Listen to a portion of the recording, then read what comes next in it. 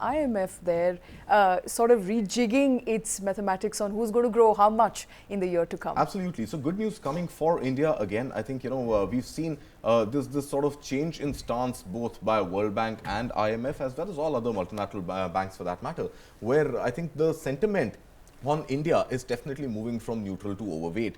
And it seems that multilateral banks are now definitely bullish on India. And this bullishness is reflecting in the numbers, where IMF has actually increased India's growth forecast for FY24 by 20 basis points from 6.1% estimated earlier to 6.3% now.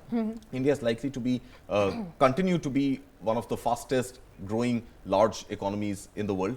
And this comes again on the back of China slowing down and the entire euro area slowing down. So while IMF is bullish on India, it seems that it is now becoming a little bearish on China, where there is no sign of recovery, no sign of growth on China as well as the rest of the euro area. However, I think US economy has continued to be strong.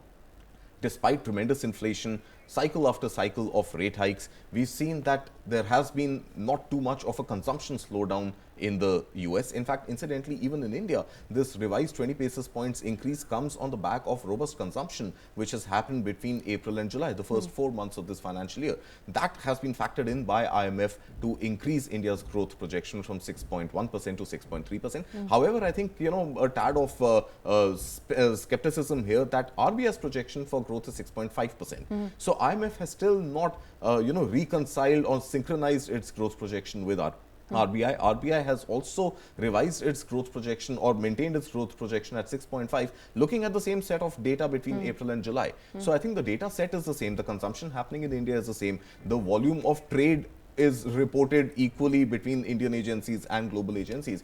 This is Indian data. This is not Chinese data. So what does RBI know that IMF does not know? Right. So I think there could be a further, impact of shocks from around the world, which RBI has been a little more, relenting towards, which IMF may have been a little more hawkish on, seems to be the projection. But again, I think, every time we discuss economy, every time we discuss numbers, we come back to the point that 6.3 ain't good enough. It's not good to cut it. 6.5 ain't good enough. If you want to be at par with China by the turn of the decade, or if you want to be, a $5 trillion economy by the turn of the decade, we are looking at an 8% growth.